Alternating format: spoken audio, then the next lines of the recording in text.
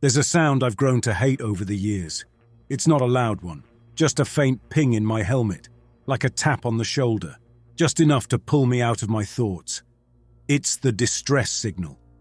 When you've spent enough time out here, drifting between forgotten colonies and abandoned research stations, you start to hear that ping in your sleep.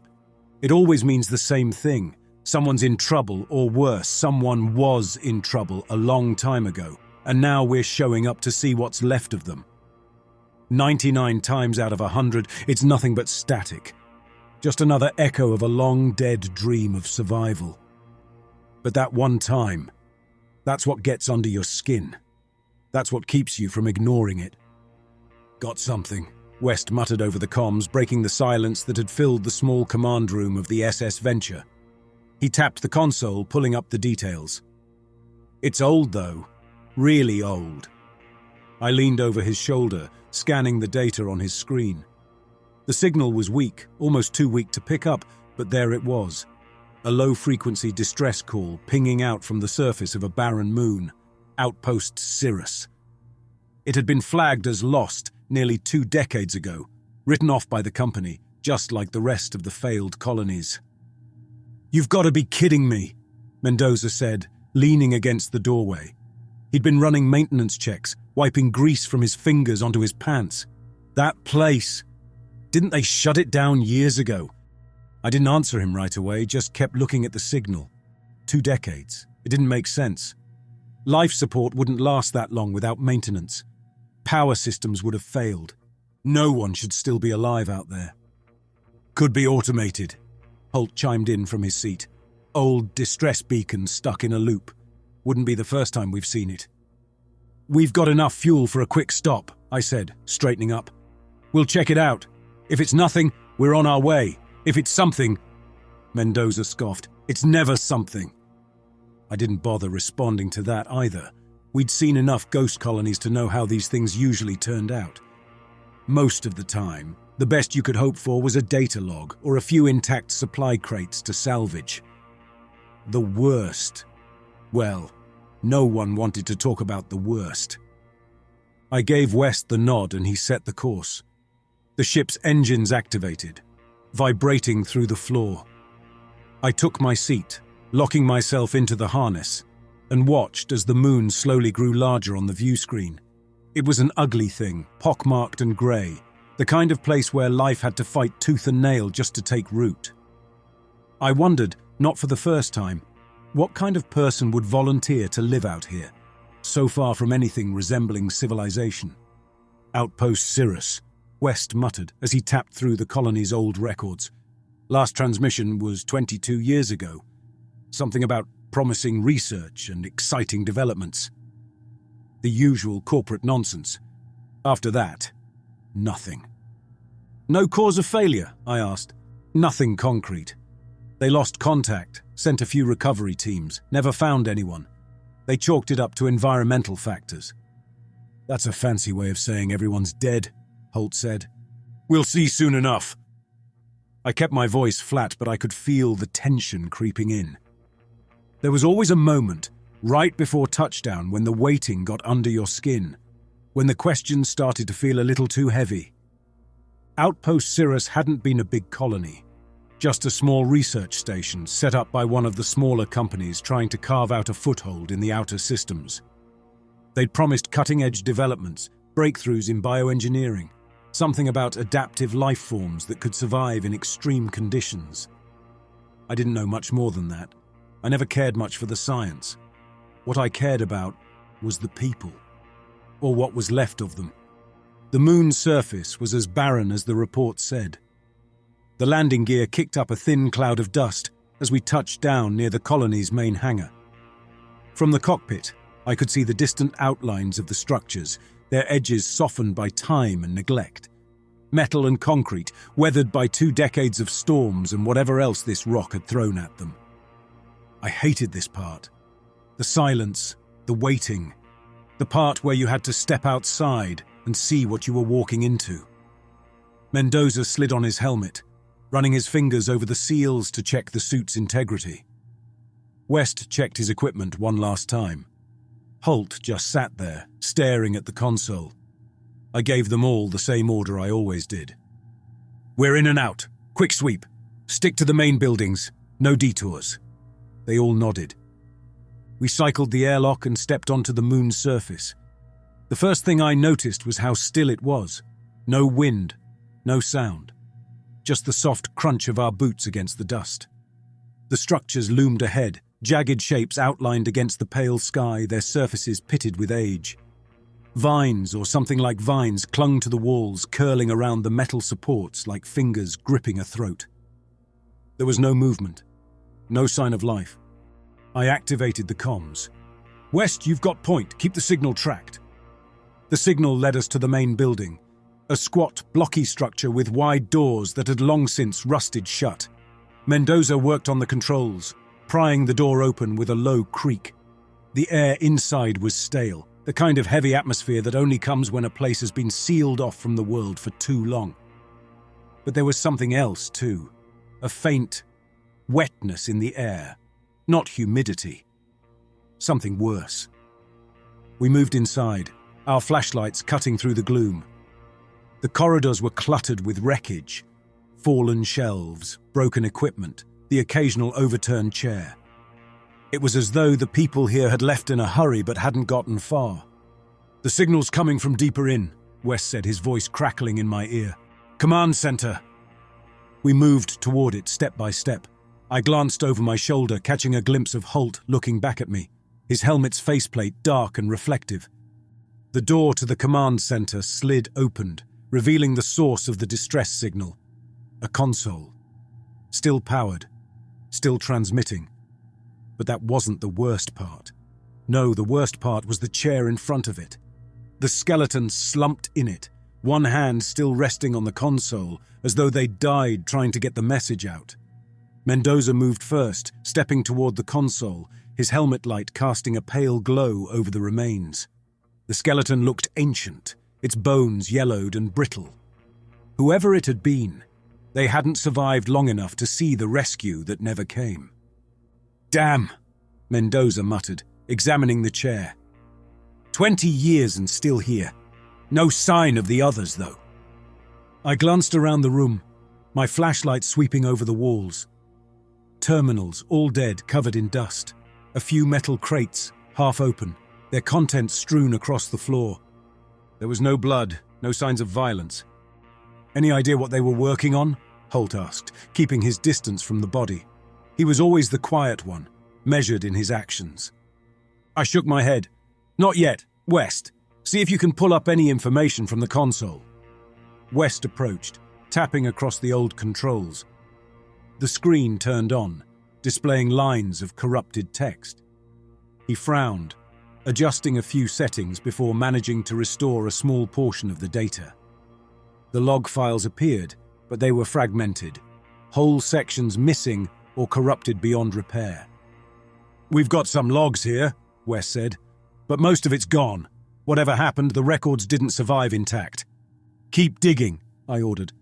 "I want to know what went wrong here." As West worked, I kept scanning the room. My mind was running through the usual checklist. Basic protocol. But beneath that, there was something else, something I couldn't put into words.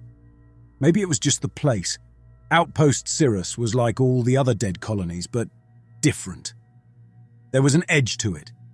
The vines were the first real clue. They weren't part of the original structure. That much was clear. I crouched down beside one, examining the way it coiled along the floor and up the walls, wrapping around supports like some kind of invasive species. The texture wasn't like any plant I'd ever seen. It was slick, almost rubbery, and when I ran my glove over it, it was warm to the touch. "Check this out," I called to the others. "These vines aren't local." Holt came over, giving them a cautious glance. "Doesn't look like something that should be growing here." I stood up, brushing the dust off my knees. "West, any records on flora being introduced to the colony?" "Nothing," he responded, his focus still on the console. "Looks like they had a few research projects going, but nothing about local plant life." "Then where the hell did this come from?" Mendoza asked. I didn't have an answer. All I knew was that this colony, This dead station in the middle of nowhere had become something else. The signs were all there, scattered personal items, overturned chairs, and now these strange growths spreading through the structure like a parasite. It was like the colony had been overtaken by something, and it had happened slowly, over time. "We need to move deeper," I said finally, stepping away from the vines. "Find out where these are coming from. Maybe then we'll figure out what went wrong here." The halls of Outpost Sirrus were eerily uniform. Long stretches of metal and concrete broken only by the occasional doorway or junction. The vines were everywhere now, crawling up the walls and creeping across the ceiling, spreading further the deeper we went. But the strangest part was that they seemed to be growing towards something. Protocol demanded a full sweep before we could write this place off, but I could feel the discomfort growing in the others. They hadn't said anything yet, but the way Holt kept his hand closer to his sidearm, the way Mendoza's steps slowed, it was enough to tell me they felt it too. "Anything on the life support systems?" I asked. West shook his head, his voice coming through the comms with a slight crackle. "Offline. Been that way for years. Whatever's keeping this place intact, it's not the colony systems." "Could the vines be regulating the environment somehow?" Holt asked, his voice low, almost like he didn't want to be heard. "Not a chance. They'd need to be hooked into some kind of biological system, and even then, it wouldn't last this long." The deeper we went, the worse it got. The vines thickened, branching off into tendrils that snaked through the cracks in the walls, twisting through old wiring like they were feeding on something. Mendoza swore when we passed another skeleton, this one lying face down in the middle of a hallway. No sign of a struggle. Just like the others, it looked like they'd died sitting at their post, left behind when the world ended. "There should be a lab around here somewhere," West said, glancing at his HUD. "According to the layout, it's 2 more corridors down. Could give us some answers." "Let's make it quick," I said, moving ahead. The lab door was sealed when we arrived, the exterior covered in the same vines that had overtaken the rest of the station. Mendoza and Holt worked to pry it open, while West continued to search for more information on the consoles. The door gave way with a groan, revealing the interior of what had once been a research facility. Now it was something else. The vines were thick here, so thick they almost obscured the equipment. They grew in clusters, wrapping around desks and chairs, pushing through the walls and floor. But the most disturbing part was the presence of pod-like structures nestled among the vines. They fluctuated gently, the outer surface moving ever so slightly, like something inside was struggling to breathe. "What the hell are those?" Holt muttered, stepping back as he took in the scene. His helmet light caught the glint of moisture on the surface of one of the pods, but there was no time to dwell on it. West approached the nearest terminal, brushing away the vines and tapping through the corrupted data. "Looks like some kind of biological research. There's mention of something called the catalyst. Experimental gene therapy, regenerative properties. But it's all vague, just fragments. Whatever they were working on here, it wasn't cleared by corporate." "Of course it wasn't," I muttered. "Why ask permission when you're halfway across the galaxy?" I scanned the room, my flashlight landing on a series of old files stacked haphazardly in the corner, half buried beneath more of the growth. I kicked some of the vines aside and grabbed one of the folders, flipping it open. The words on the page were smudged, but one phrase stood out. Adaptive enhancement through cellular integration. "What the hell did they do here?" Mendoza asked, his voice tense. I looked back at the pods. They were connected to the vines, feeding into them maybe. And that's when I heard it. A slow movement behind us, something dragging itself through the corridor just outside the door, a soft, scraping noise, like something heavy being dragged across the floor. It wasn't close, not yet, but it was coming. "Shut it down," I ordered. "We're moving out." West hesitated for a second, still staring at the corrupted data streaming across the terminal screen. "Captain, there's more here. I think I can—" "I said shut it down." He gave a reluctant nod and powered off the console, the screen going dark. Mendoza was already at the door, his flashlight trained down the corridor, but there was nothing there. Just the empty hallway leading back the way we came. "What's out there?" Holt asked, stepping up behind Mendoza. His hand rested on his sidearm now, fingers twitching. "Doesn't matter," I said, moving past them. "We're not sticking around to find out." We stepped into the corridor, forming a tight formation. The sound had stopped, but I knew better than to trust it. The silence was just as dangerous as any noise in a place like this. The vines clung to the walls around us, glowing softly in the dim light of our helmets.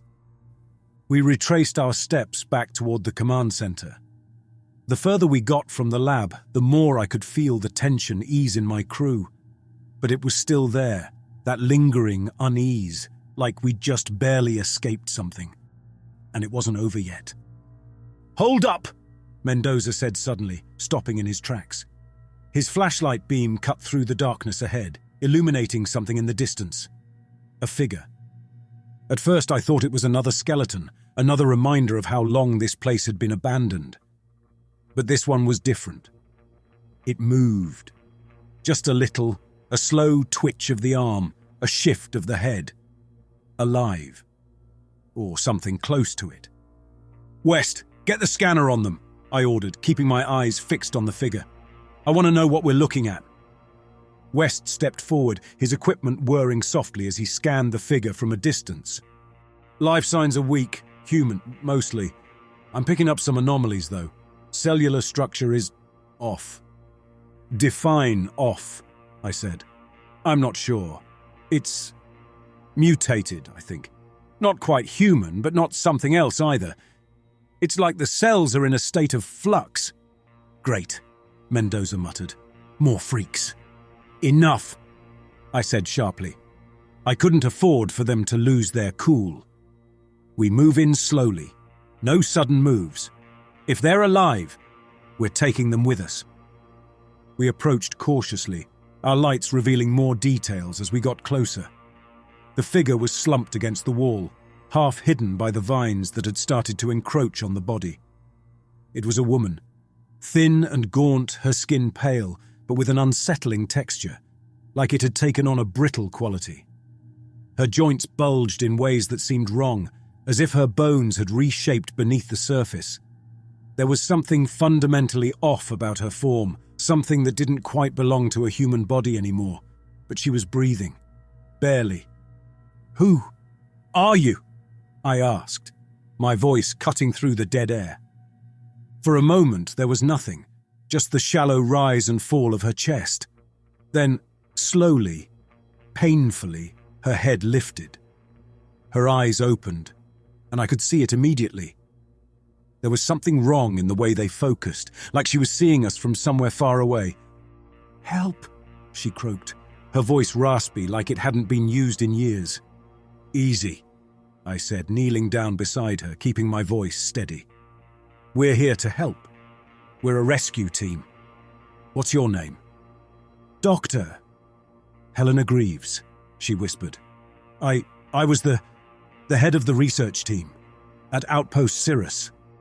It didn't make sense. How could she still be alive after all this time? How could anyone? "West, check her vitals again."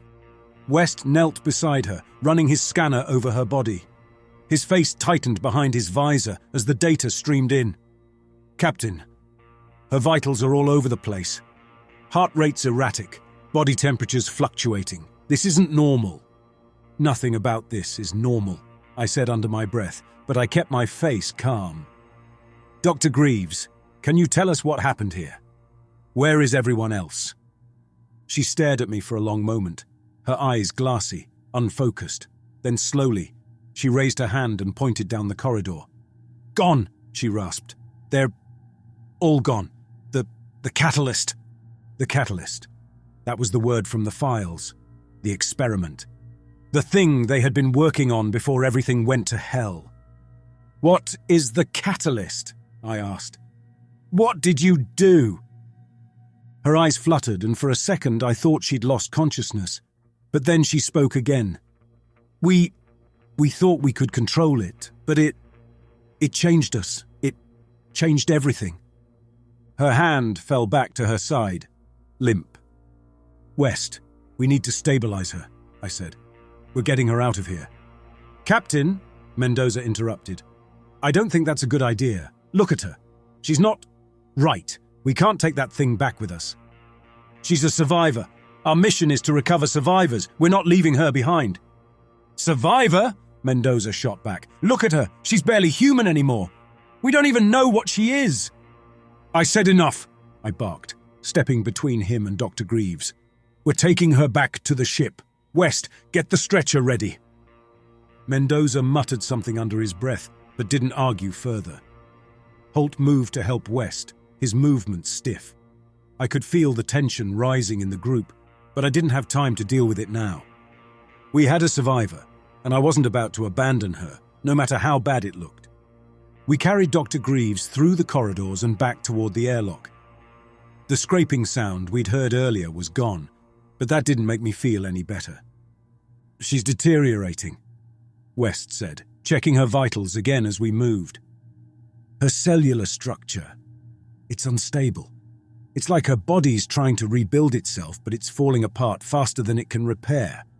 I've never seen anything like it. Keep her stable, I ordered. We just need to get her back to the ship. As we approached the airlock, I noticed something strange.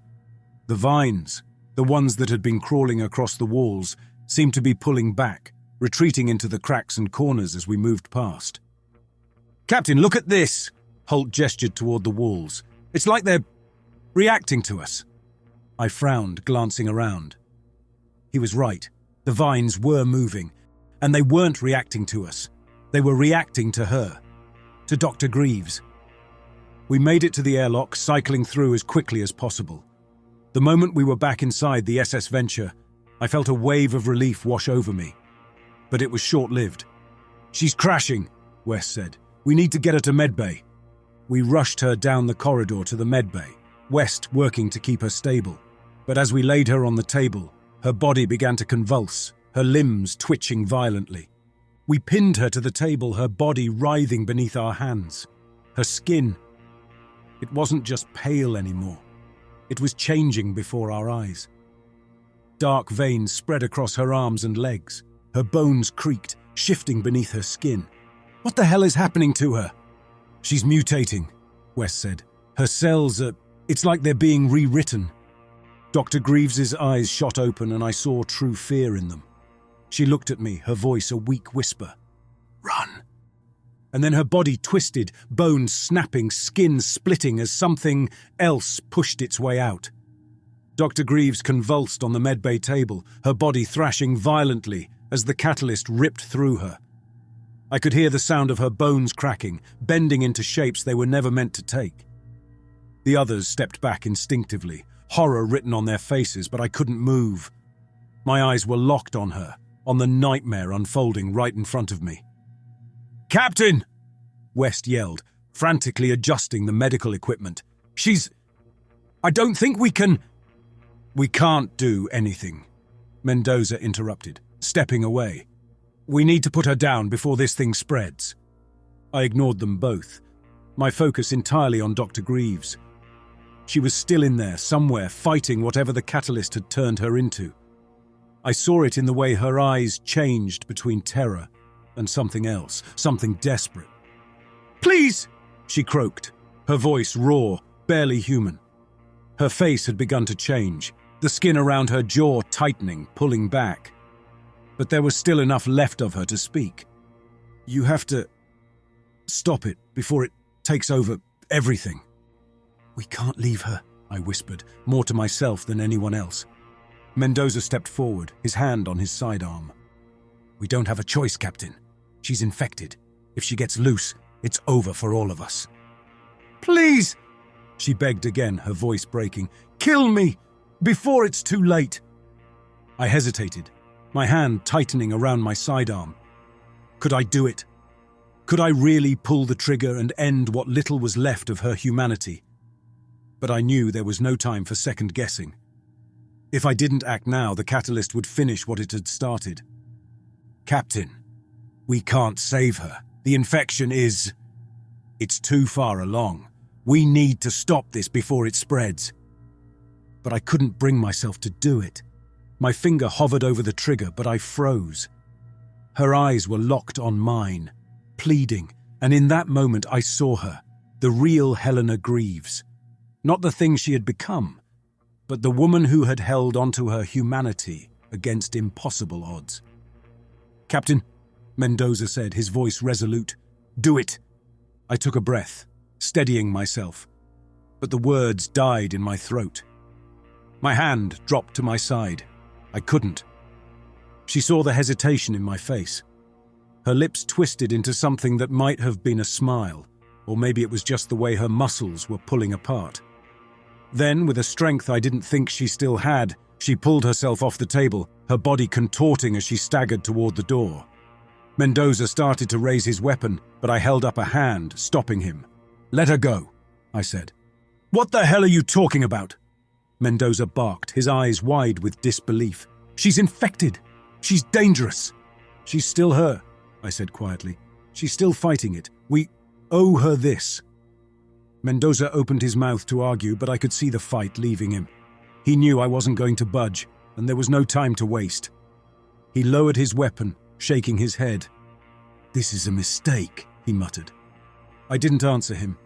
I just watched as Dr. Greaves disappeared into the corridor, her form shuddering as the catalyst continued to warp her. She didn't look back. The tension in the room was suffocating, every breath heavy with the knowledge of what we'd just done. I had let her go. We all had. And now, there was no telling what would happen next. "We need to get off this rock," Holt said finally. He was right. There was nothing more we could do here. The catalyst had taken hold of the colony and it wasn't going to stop. If Dr. Greaves was right, and I believed she was, then the infection was spreading faster than we could stop it, and there was no telling how far it would reach. We gathered what little equipment we could salvage and prepared the SS Venture for immediate departure. No one said much, not even Mendoza. The engines roared to life, shaking the ship as we lifted off the surface of Outpost Sirrus. I watched through the viewport as the colony shrank beneath us, the vines crawling across the structures like some kind of living disease. Dr. Greaves was still down there somewhere, lost in the maze of corridors, her body twisted by the catalyst, her mind barely holding on. But she was still her. I had to believe that. I had to believe she could still fight it, even if I couldn't save her. As the ship drifted away from the moon, I had a suspicion that we hadn't really escaped. Not completely. I glanced down at my hand, flexing my fingers, checking for any sign of infection. Nothing. Not yet. But the catalyst was insidious. It had a way of getting inside you, even when you thought you were safe. I could still hear Dr. Greaves' voice in my head, the way she'd begged for death, the way she'd warned us that the catalyst wasn't done. It never would be. "We're clear," West said from the console, his voice tired. "Plotting course for home." I nodded, but I couldn't bring myself to respond. My mind was elsewhere, back on that dead rock, back with the thing we had left behind. I knew deep down that we hadn't outrun it. Not really. It was still out there, somewhere in the dark, waiting. And one day, it would find its way out. It had been 6 months since we left Outpost Sirrus. 6 months since I made the call that still haunted my every waking moment, and my sleep, on the rare occasion I found it. Officially, the mission was a success. We recovered vital research data, mapped the colony, and returned to base without further loss of life. That's what the report said anyway. No mention of Dr. Helena Greaves, no mention of the catalyst. We were back in corporate space now, docked at Station Kalos 4, one of the outermost trading hubs. The SS Venture had undergone extensive decontamination procedures, top to bottom. Every piece of equipment, every suit, every crevice of the ship scoured for any trace of the infection we'd seen down there. The higher-ups seemed satisfied with the results. We were given clean bills of health, written off as lucky survivors of yet another corporate disaster. But I knew better. I stood at the observation deck of the station, staring out at the stars.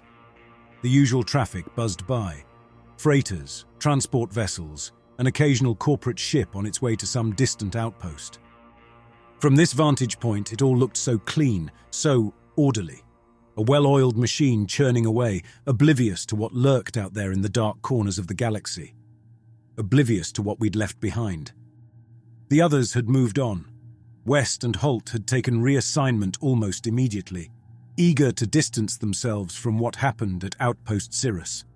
Holt had even hinted at early retirement, something I never expected from him. Mendoza hadn't said much after we got back. He had a way of coping through silence. We barely spoke now. That left me, Captain Jared Keller, the man who couldn't pull the trigger, the man who had let something unspeakable escape into the galaxy. I ran my hand over the polished metal rail in front of me, feeling the steel beneath my fingertips. I'd checked myself hundreds of times since we got back, running every medical scan, taking every precaution, but there was never any sign of infection. No catalyst in my bloodstream, no cellular mutation. Clean. Yet the feeling remained, a nagging itch at the back of my mind, a sense that something wasn't right. I'd wake up in the middle of the night, drenched in sweat, convinced I could hear her voice again. Dr. Greaves, begging, warning. I turned away from the viewport, walking slowly through the station's corridors. My boots clicked softly on the polished floor as I passed clusters of workers going about their business. Conversations about contracts, shipments, the mundane rhythms of station life. I envied them. They didn't know what I knew. No one did. I found myself at the medbay, almost on instinct. I'd been here more times than I could count, always asking for one more scan, one more test. The med staff knew me by name now, though they had long since stopped questioning why I kept coming back. To them, I was just another captain dealing with post-mission stress. They offered me sedatives, recommended therapy. I turned it all down. It wasn't stress. Captain Keller, Dr. Brooks greeted me as I stepped inside. She was a kind woman, professional, but she looked tired of seeing me. Back again, I see. Just one more scan. She sighed but nodded, motioning for me to sit down. She ran the usual battery of tests, full body scan, blood work, neurological checks. Every time I expected them to find something.